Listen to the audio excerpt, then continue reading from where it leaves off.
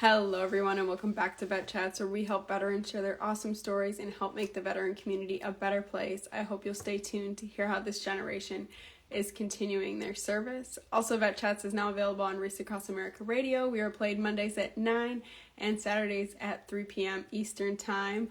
They have a ton of great veteran content that I know you'll appreciate. You can check them out on iHeartRadio, Odyssey, or on their website. And last but not least, the Veteran Workbook is available. The best way to find it is through the link in my bio, or you can follow my Instagram account at the Veteran Workbook.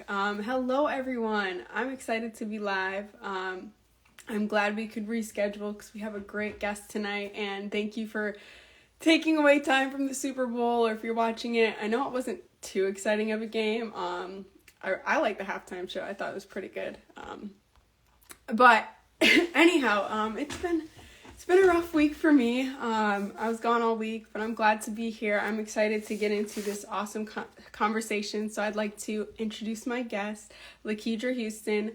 She's an Air Force veteran. She's the founder of Key Fit, which we'll get into more later. She's pursuing a master's in social work, specializing in military and trauma. She's certified assist, victim advocate, and resilience trainer with over 10 years of experience with domestic violence, youth empowerment, sexual assault prevention, and mental health support. She outreaches, she works with youth and veterans to discuss trauma awareness and prevention. And she's making an impact within the military community and bringing awareness and justice for survivors and victims and their families. You guys, this is going to be a great conversation. I'm excited to have Lakeydra on, and I see she's in the chat. So,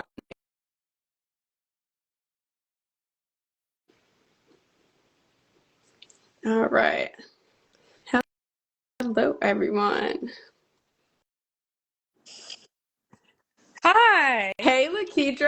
How are you doing? How was your weekend? Good. It's going good so far. I'm a little stuffy, but I'm here. That's all right. I mean, I feel like we all got something in our, if it's not in our chest, it's in our throat. Like, there's just that permanent cough going around. So true, so true. Did you watch the Super Bowl? Were you watching it? You know what? I looked at a little bit, but the Cowboys aren't playing, so I'm not a huge fan. So Right. My husband's all Eagles, so last year that was like the big game, even though they lost. But I couldn't really care less in this house. yes. Yes, that's how I felt. I did like the halftime show. I have a pair of skates, and I try to roller skate, and seeing Usher out there on those, I was like, dang. I mean, I feel like I need to practice some more. Yeah, I'm bad with them, so I'm still like the older person that has like the guide to guide you around with the roller skates. Yeah, I still use those. Don't judge me, but I still use those. No, I don't blame you at all. I mean, I've fallen a few times, and it's not fun. Yeah. Well, Yes. regardless, I'm so glad you're here tonight. Thank you so much for joining Vet Chats and being a part of this. So let's get into your story. You're an Air Force veteran. Why Air Force, and how'd you end up in the military? Wow, so interesting. So I chose the Air Force because I was told it was very female friendly. So, and my recruiter was like, "Hey, you don't have to worry about going to overseas or fighting." So I said, "Okay, cool. I'll join the Air Force." But initially when I joined, I didn't want to join the military. It was my way of getting out of the current city that I was in, with, drugs and things like that were happening. So it was the best choice for me at the time to get out of that. So yeah, that's why I joined. Yes, for a better future. And it's funny how you say that, because I don't remember if it was at MEPS or somewhere, but someone was like, yeah, the Navy and the Air Force, they're the most female friendly. And Mm-hmm. because I remember going to MEPS and seeing those sexual assault signs, and it was someone in like it was a woman in an army helmet, and I was like, okay, that won't happen in the Navy. Like, she's army, like just thinking that, like, so naive. um, Yes. but yeah, that really scared me seeing that. So what job did you initially go for? So my recruiter lied to me on my Surprise. contract. So I was told that you're going to be a physical therapist when you join the Air Force, and my ASVAB scores weren't even close enough to be a physical therapist. I found that later, later on. But yeah, I went in as open general, and then when I completed basic training, they said, "Hey, who has an open general contract?" And I'm like, me, like, okay, you security forces, and I was like, what? A cop? I don't want to carry a gun. I hate guns. So they had me in security forces, and it was an interesting time because I failed the shooting like several times, and then I finally got it. But yeah, being a cop was weird. It was so weird. But yeah, I did that for 10 years, and then I transitioned over to being a recruiter. Right. Yeah. Right. I remember talking to you about that before. Is that a choice to go recruiting, or is that kind of looked at as like a great way to rank up? Or how is it looked at in the Air Force? At that time, it was mostly, it was a choice at that time, and now it's more of, okay, if you want to progress in your military career, it's best to do a special duty, which can be recruiting or instructor. So yeah, so during the time, it was a choice for me. And yeah, I think it was probably the best choice because it taught me so much about myself, how to speak and how to engage with others, how to share my story without being afraid. So it kind of helped me a lot being a recruiter. Right. I always wanted to be a recruiter too because I like talking and like meeting people. And also it's a chance where you could go back to your hometown, or that's like one of the only times that you're able to get stationed somewhere close to home. Was that where you went You know recruiting? what? For us, for recruiting, you're not always guaranteed to go home, and that was the thing I was very shocked to find out. But luckily, I was in Houston, which was 4 hours away from my hometown, Okay. so it wasn't too bad. So I got to go home every now and then. But it was a lot of people who were from my area, Dallas area, and that were in like Pennsylvania and I'm like, whoa. So I was lucky. I was the lucky few to go. Yeah. Yeah. Yeah. At least you're a little close. Yeah. And you mentioned that recruiting helped you share your story. Were you sharing it with potential recruits, or what did that look like? Oh, so it's so interesting you asked that question. So, during my career, I was very quiet about, my MST and suicide ideations and everything. So, only way I was able to share it was when I had a young lady come to me that I actually recruited and informed me that she was, sexually assaulted. And I was like, wait, what? So when she told me, I was like, I have to say something. So during that time, I was able to, talk about it more, share my story, and prepare them for basic training, because there's no guide on what to do when you get sexually assaulted in the military. There's nothing, right? All it was, hey, talk to your sharp person or whatever. So I was able to give them, Congress information, just other avenues, and so it actually helped me to not just save, my life, but actually help others. So yeah. Isn't it crazy how sometimes we're willing to advocate more for others than ourselves, or that leads us to actually advocate for ourselves when we see others go through something similar. Um, was she active duty when this happened and she had called you Yeah, so back? she was active duty. She was on her first deployment. And so I had been recruiting, I think around that time, about 2 years. And so she was on her deployment, and it happened on her deployment. But what's so interesting is prior to me taking over the recruiting spot, as I was in recruiting school, I got a phone call the day of graduation saying, hey, your recruiting commander needs to talk to you. And so we sat down and talked, and he said, hey, the person that you're replacing is getting charged for military sexual assault on, I think he had 13 counts. Um, and so I'm like, I wish I would have told me this because I would have took this duty. But I think that too opened my eyes to a lot as well, and definitely going to talk about that later. But it was a lot that went with that. He initially got set 27 years for that, and so walking into that office where that happened, knowing her story, and then also knowing the recruiter that was doing this to other people, um, it was wild. It was crazy. And being threatened, my life was threatened. My husband at the time, we had to relocate about 45 minutes just to keep my family safe because of threats and stuff we're getting because of what this recruiter did. So it was a lot that changed. Yes. Was this recruiter doing it to potential recruits, Yes. or? Yes. So what he was doing was he was finding the girls who were in high school, and he would take them back to the recruiting office, and he'll sexually assault them. And it was so sad to see them testify and feel like they were the perpetrators and they were not the, you know, victims or the survivors. By the Air Force legal system, I was very shocked. It was more of them being targeted and well, if you knew he was flirting with you, why did you go back to the recruiting office? We're like, what?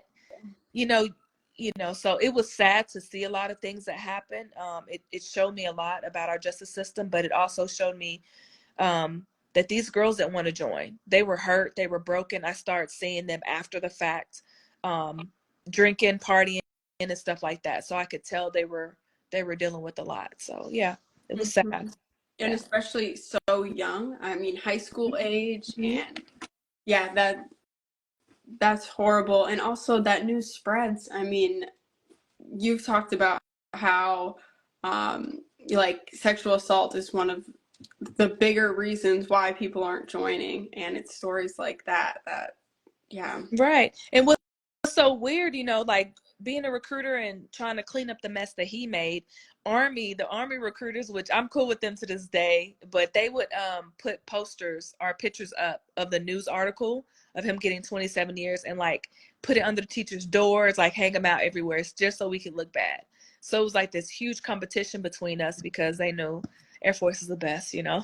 But it was sad to see that those stories, how they impacted not just the Air Force, but it had impacted just that city. But yeah, it was rough. It was very rough. They had a lot. I'm surprised they did that because a lot of people on the outside of the military world, they just see a uniform and they think army or they think military. So even just spreading that around, not very smart, but that's army for you. Um, uh, so as you're recruiting after that, once things had settled down and people were coming to you, maybe parents. I know my mom was like so mean to my recruiter. She did not want me to join. um, how did you deal with that interaction with parents? The first thing they would ask me was, can you guarantee that my son and daughter won't be sexually assaulted? That was the first thing. And I think that was a hard thing That as was the a parent. first thing. That was the first thing they would ask us. And so it was hard for me because I couldn't make promises, right? So it was hard. And I was like, you know, we're doing our best. And that's the time that the Air Force was doing a huge campaign. And we were handing out these cards that gave them, they gave all the new recruits, you know, information of JAG and everyone to contact, you know, the legal system if anything happens. Also, they sign a form saying, you know, they can't have any sexual relationship with their recruiter. So we went through all these extensive things, but one thing I couldn't do, I could not promise them that wasn't going to happen to them.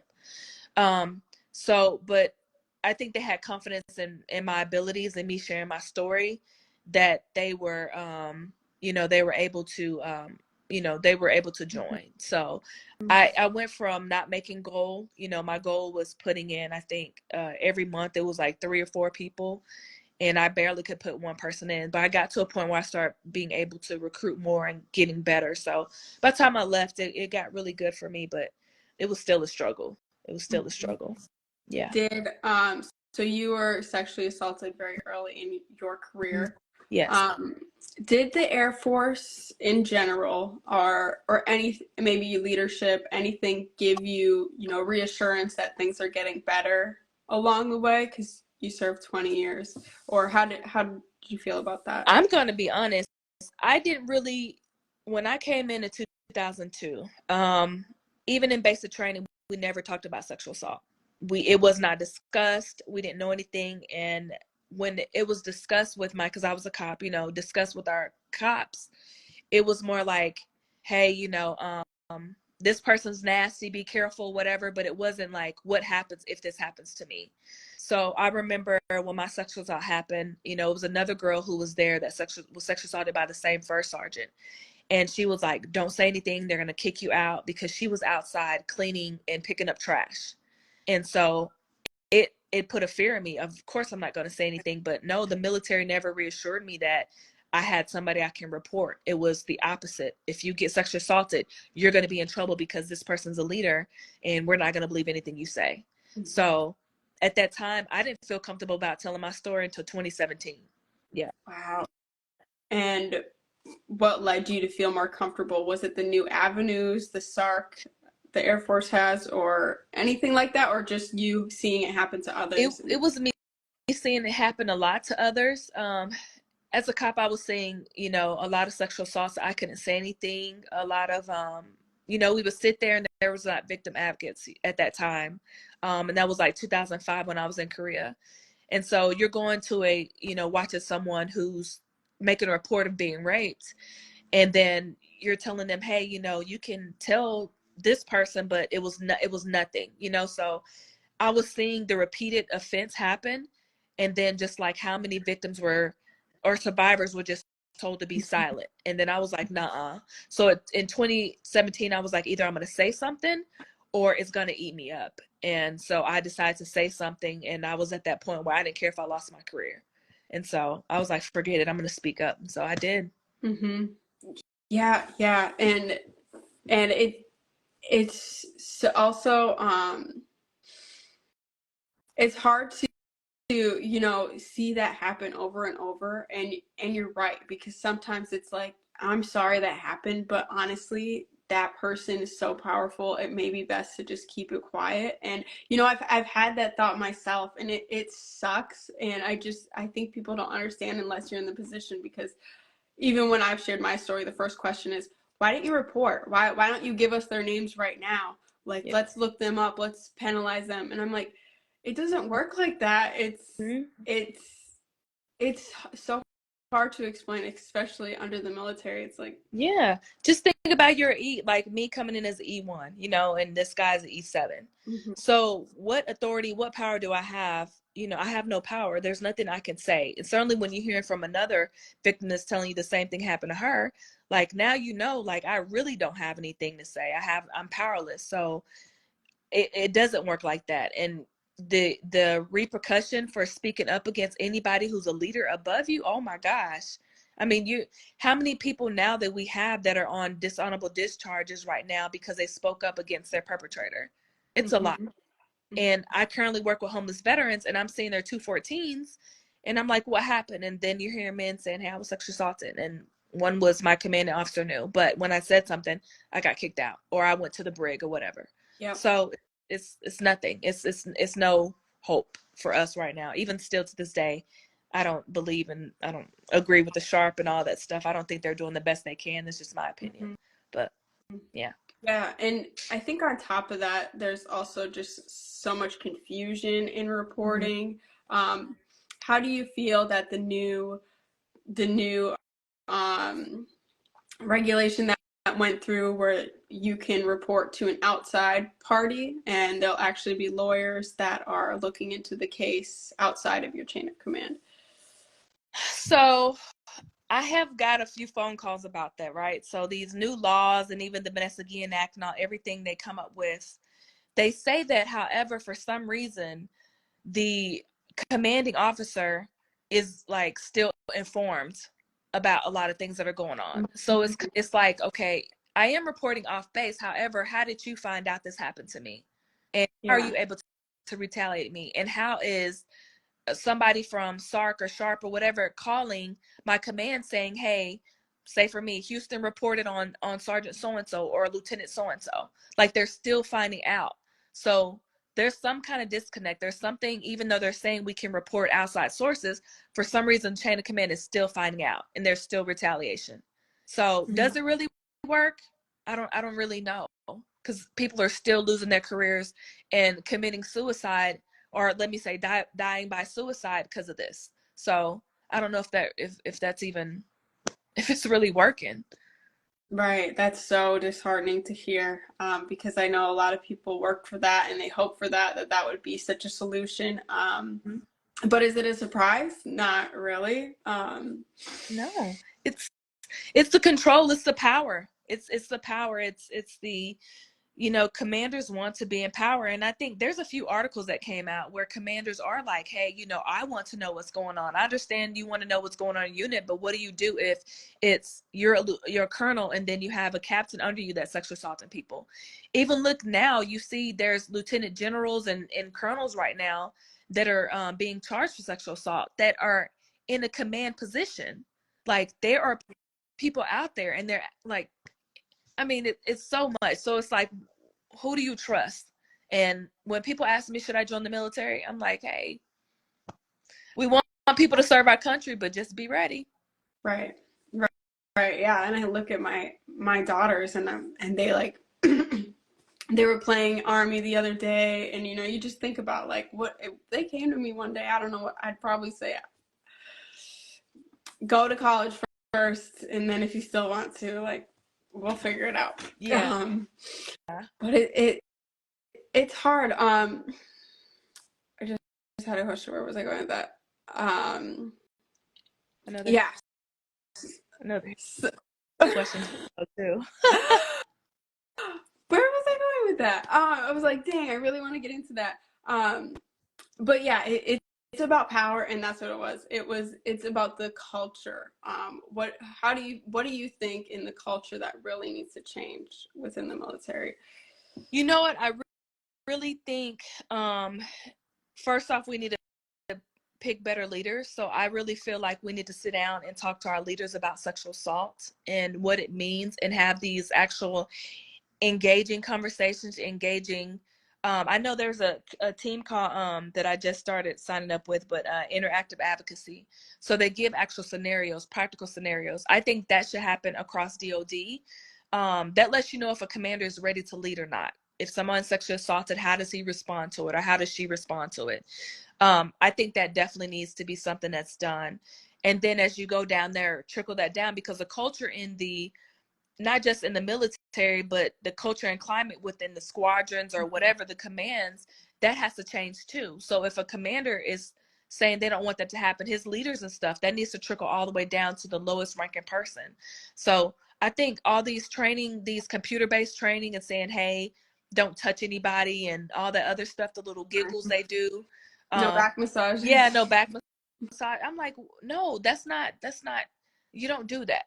What if there's a scenario where you are like in Korea and someone gets drunk and they are I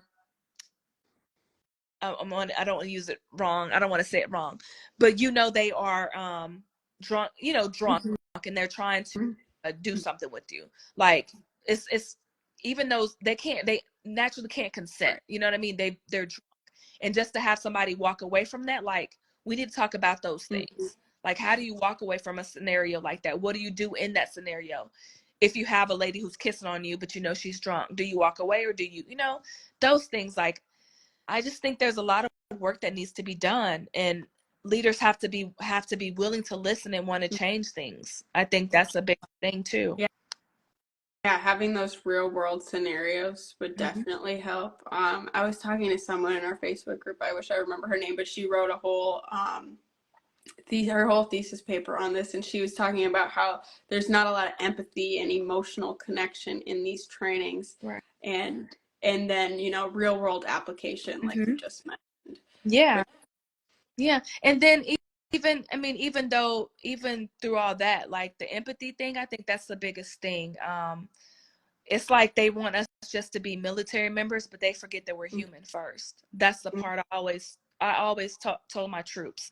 Like, I know you're going through things, but there's time. You're human. Like, if you need to take a space or some time to focus on your family, do that. It's not all about service, because once that uniform comes off, like, I need to make sure you're healthy. I need to make sure you're good. So it's understanding, like, we're all human. We're going through things. We're not robots who are serving. Give us that empathy and understanding and willingness to listen to each other. That's a big key too.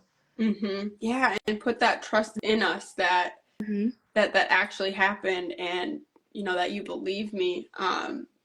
Something I always think about is like when I first checked into my A school, there was a sexual assault case, and everyone was just talking about how the girl she woke up, she regretted everything, and so she cried rape, and it's like that sets the tone for my entire years serving, and it's like how we treat them, and maybe if we could talk about that in training, like don't talk about things, or like just some privacy around those Yeah, it's cases.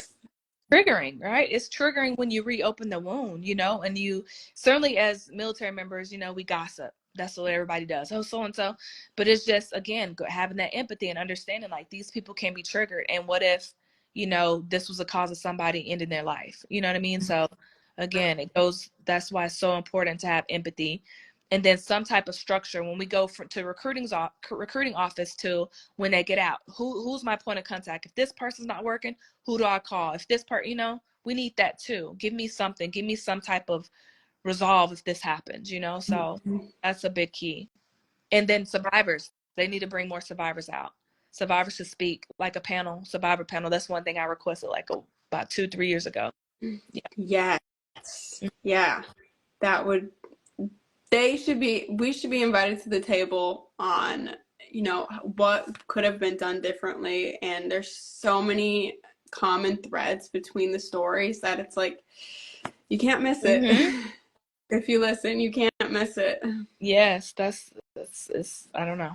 But yeah, it's a lot of changes that we need to make, even in 2024. I think it's 2024. Right. Right. So, speaking of changes, so when you started advocating at what point in your career, and you're still doing that now, and really building so much support for survivors? Yeah, so I started in 2017, so I was like 15 years into my career, and I just got to a point, you know, just being tired of everything. But I'm gonna tell you, this work is hard. It is hard being an advocate. There are times I want to quit. I'm not only an advocate for military, but I also work in the civilian capacity too. And so I'm telling you, I think like you have to be ready for this. It's a lot on your plate. I mean, phone calls 2 o'clock in the morning. You never know. You have to go to a hospital, like things like that. So it is I love the job that I do. It's just tough. It really is. And I think the fact that it happened to me and I didn't have a voice or nobody helped me, I think that's what keeps me going and pushing. But this job is tough, and we need a lot of advocates because it's always a fight. For some reason, it's a fight with advocates. And I don't understand why we're fighting with each other instead of working with each other. But I hope that one day we can all get there. Yeah, it's a No, battle. yeah, I could see that. It's like maybe being critical. It's like we're all trying to help, or we're all trying to do something better. But that is one thing I asked you, is like, how do you take care of yourself? Because I could see burnout being such a real thing. Yeah, it is. So what I definitely do is, at first I was gonna be a SARC or a sexual assault victim advocate for the Texas. I am certified, but I said I just need a break from it and just do it on like certain days. So what I do is mostly I take time to myself. Sometimes I shut my phone off for the whole weekend. And I just sit there and I meditate in the morning, and then I just like read the Bible or focus on things. I journal. I do those things to keep my mind going, cuz if I don't, you know, if you're not aware, my last suicide attempt was in 2022, November 2022, right? And I didn't know how to turn it off. I was going. So now I'm learning more, like I need me more than anything. So I have to take those breaks. And I mean, even go and get a foot massage, like something that simple that's just resets, and having boundaries is big too. Yeah. Yes, that is a huge thing. Well, I don't think I knew that it was that recent. Was that when? How far apart was that from when you got out? So I got out February 28, 2022, and my last attempt was November 22nd, 2022. Yeah. So it was, you know, that part, the transitioning and from the military. But as I'm transitioning, all those feelings come back from being sexually assaulted because I never got the proper therapy. I never got the, you know, the proper help. So it was all that had came, you know, like I have, when you're transitioning out the military, you're like, man, I got to sit in this. Like, what am I going to do next? So everything came to me at once, and I was like, yeah, I'm done. Yeah. So it was a tough thing, and I had to go away for 6 days in January 2023 just to get the help I needed, and it definitely changed my perspective around it. Helped me out a lot. Yeah, yeah. Yeah. Thank you for sharing that. What helped you get it? Was it therapy, or what was the 6 day? Was it like a retreat or Yeah, something?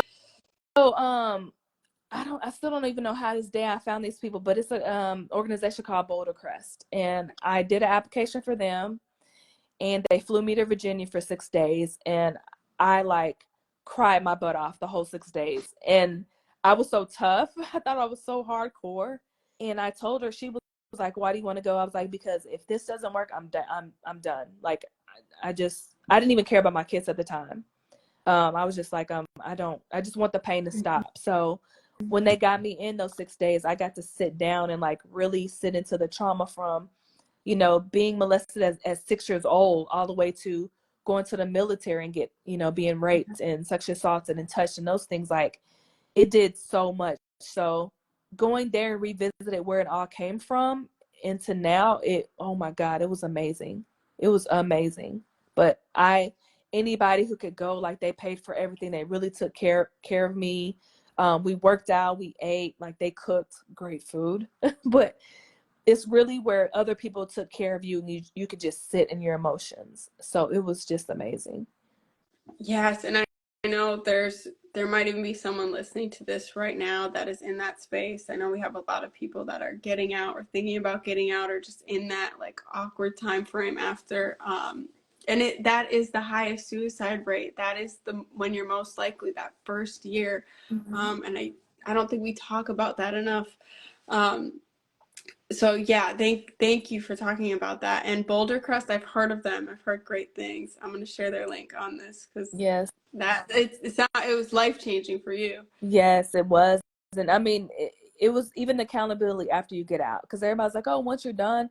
No, like, we're on the app, we still talk, we still, converse with each other.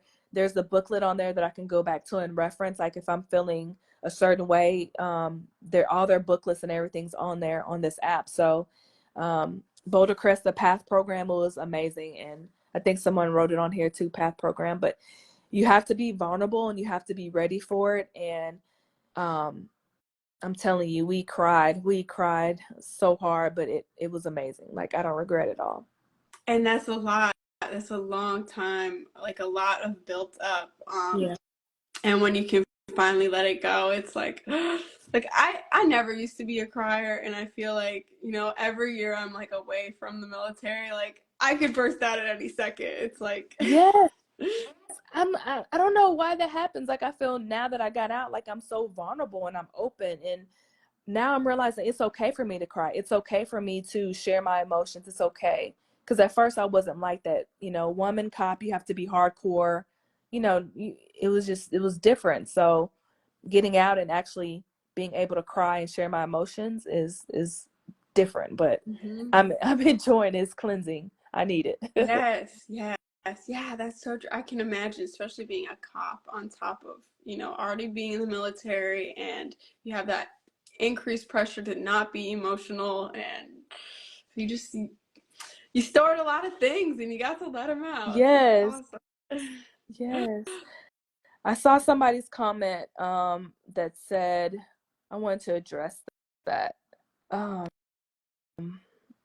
he said something about, can I guarantee? Okay, so one said there was a SARC in the Army. Yeah, I understand it's very complicated. But so you have good SARCs and bad SARCs, so I want to address that one. But also, yes, if they're saying if they could ask questions, definitely, if y'all want to ask questions. But there is somebody that wrote, could we guarantee that civilians don't get sexually assaulted? Again, we can't guarantee anybody won't. And that's the I don't understand that question, but we can't guarantee what happens to other people. What we need to work on is prevention method, even for the civilians and for the military. So I think that's why it takes me and other advocates to go out and speak on what they've been through, so we can make sure that there are preventive measures and fight for them when we go to Mm-hmm. Congress. So we're trying, but perpetrators are everywhere and you can't control them. I wish we could, Mm-hmm. but we got some evil people out there. Yeah, and they're usually in higher levels of power. Mhm. Um, so talking about your speaking, and so where are you speaking at? Where are you advocating? Tell every all the corners that you're in right now. Oh man. So I started working with the Pink Berets, and the Pink Berets are a huge advocate for women's sexual assault in general. Very involved in the Vanessa Guillen Act, and oh my God, they're doing great work. So got involved with them, and then National Crime Victim Law Institute, coming up with ways to help our military. We're doing military kits and things like that. But speaking engagement have slowed down for me because I'm kind of like start focus on the homeless veteran population, which I'm finding out that's due to MST, which is interesting. But so I am my first speaking engagement this year is going to be February 22nd in at the Air Force Women's Symposium in San Antonio. So I'm going to get back to it. I just been so busy trying to fight for other stuff, and I need to sit down because I'm like advocating for everything, and I'm like, no, no, no. But yeah, I'm getting back into it. So But they're all connected, they you know. So are. it's probably hard once you see like the MST leads to homeless cycle, you know, and like repeated, you know, victimization. It's just like it's all connected. How can I not jump into all of it? Yes. And the sad part of, I'll say, my clients that I have that are MST survivors, I will say they are, they don't even, well, the VA says you need to stay in like 180 days. Some of them have got out at 60 days, 30 days, 40 days because of their MST. So it's like, those people are the ones that I'm trying to reach out the most because there's nothing for them. So I wish the VA would kind of address that a little bit instead of saying you have to spend 180 days, because what if I got sexually assaulted and I got kicked out right away? Or I had a mental breakdown and got kicked out within 30, 40 days, you know? So now I'm dealing with that, and then trying to get them into rehab centers, because that's another issue. It's all tied together: homelessness, plus, the drugs, everything, and then imprisonment. So now we're trying to get them back recycled into like a reintegration program. So it is a lot, but we found some great tools in Texas that can help, or a great resource in Texas that can help with veterans who have dealt with all that. But it's it's a lot, and it lets you know that we have a big problem in the yeah, veteran community. Is a huge problem. Yeah. Yeah, and that's a great point. I know I made a post probably like almost a year ago, and I was talking about, you know, I've had a bunch of labels, and I put AWOL on there, like if you went AWOL, you're still a veteran, and I was, you know, or if you know you didn't fulfill your contract, you're still a veteran type Mm-hmm. thing. And people took that every wrong way that they could, but I was saying that because I know people who have gone AWOL, or I'm sure you do as well, or Mm-hmm. people like you mentioned. And so the VA requires that you serve 180 days to Mm-hmm. get their services. Yes. Oh, Yes. So it's 180 days of, was it good, not good discharge, but good 180 days of service. But when they say that, like, you can go to jail or anything, like, it has to be good service. There's a term they use. Yeah. So I have people who were in prison maybe for 30, or in the brig maybe 30, 40, 50 days. yeah. So they technically only serve 120 days according to the VA or the military. So now it's tough for them to get benefits. You can fight to, they will help with mental health, but then the physical part, like where do you go to get, like, medicine or things like that? That's the part. So it's, yeah, yeah. It's interesting, and I'm learning this as I go, and I'm like, Mhm. really? Yeah. And we have resources for everything in the veteran community. You know, we Mm-hmm. have organizations for everything, but I feel like it's just not talked Mm-hmm. about. The veterans, like I'd like to call them like invisible veterans, you know, people who have gone in, been treated horribly, and then they're just, you know, they don't even want to mention that they're a veteran, because what's the point? And then that Mm-hmm. further isolates them from help. Yeah. Um, And think about, I mean, even the ones I work with, some of them were on the don't ask, don't tell policy. So they were kicked out. And yes. so 60, 70, 80 days, it was a lot going on. But yeah, it's interesting. It's interesting how once we get out, we're dismissed. And these guys served, their country, and they did whatever they could, but unfortunate things happened to them. So why should they be pushed out on the streets and living out of cars. And, you know, that doesn't make sense to me, but it's happening. Exactly. And I hate when people say, "Oh, you know, they didn't even finish boot camp, whatever, they're not a veteran." It's like no one goes and signs that line. They sign their life away with the intention of dropping out at boot camp. Like, you know, everyone wants to fulfill their contract. It's just hard to picture. And I hate when I hear it from like higher leaders or people that were higher ranking. It's hard for them to picture any reality outside of their own. And it's like Yeah. there's so many stories I wish they would just listen to. Yes, definitely. And I hope one day, I have a few, hopefully my veterans will come sit down and talk, because I definitely would like for them to share their stories and stuff. Once they get in a good mental space, I definitely would love them to share their stories. Mm-hmm. Yeah, absolutely. It can make post-military life far worse than pre-military life for them, and then So shake. true. Yep. And then Thanks. shake bills. I don't know what that is. Yeah, it is. Wow. Yeah, I wish honestly that a lot of people could work with homeless veterans like I do and just kind of sit there and listen to them.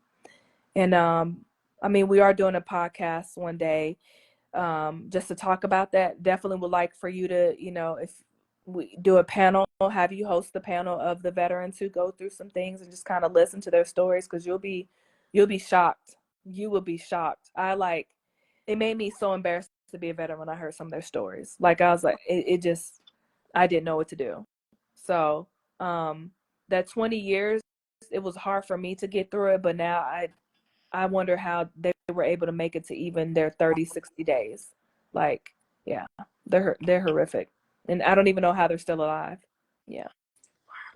Wow, that's just, you know, and again, it's impossible for some of us to even picture that. Mm-hmm. But that is so needed. So to hear a podcast like that, I know we're coming up on time here. So where can we get more of you? You know, future plans, anything like that.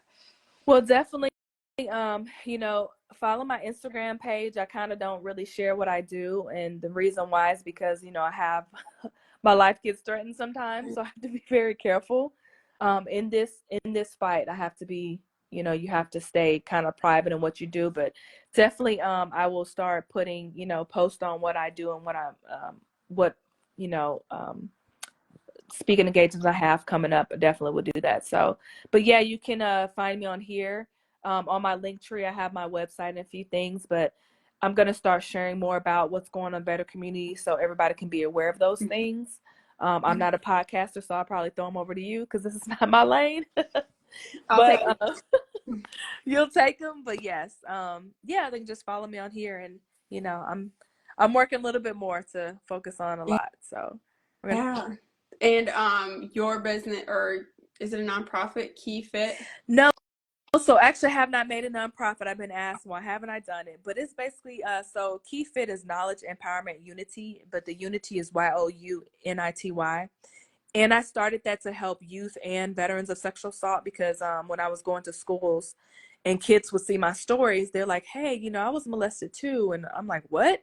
And so a lot of children and youth were coming up to me telling me their story. So I made a conscious decision to sit down and mentor them on, okay, how do you overcome it? What do we do? What do we need to do as far as trauma, seek mental health, you know, those things, and how to report it. So it's basically to help bring more awareness to mental health, as well as finding a safe place for them to have peer support and those things. So that's what I started it for. So I do need to make a nonprofit, but I do all this stuff for free. I know it's bad. Everybody's like, why? But it's something I love. Mm-hmm. And I'm sure it's like you found your purpose after serving, which so many of us struggle with, and it's such an important one. And I know it's, you know, it takes away from you, but you know, it gives you some too. But just make sure to take care of yourself, because we need you to keep doing this important work. Like, we need more people like you, and I really appreciate you. Thank you. And we need more of you too, because I'm seeing the great things you're doing as well. I kind of see you going out of your shell. You know, you're just growing on social media, so I'm very proud of what you're doing as well. Thank So you. continue being a light. Don't stop. I don't care how frustrating it gets. Remember to take care of yourself as well. Right, right. And that's where I relate to it. It's like I share a little bit and then, you know, all the like I can imagine those phone calls because like my messages will just be filled with like either people reaching out for help or people like just saying like the nastiest things ever. So Yeah. yeah. Yeah. Please talk. Be ready for that.